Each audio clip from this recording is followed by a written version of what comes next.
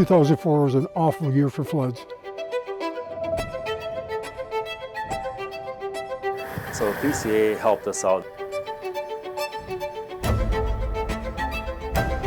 Really, we just kind of looked at the topography and started approaching landowners.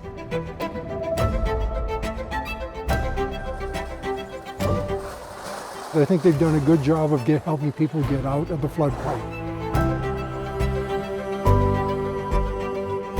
Literally, our goal is to improve water quality and reduce flooding. It's that simple.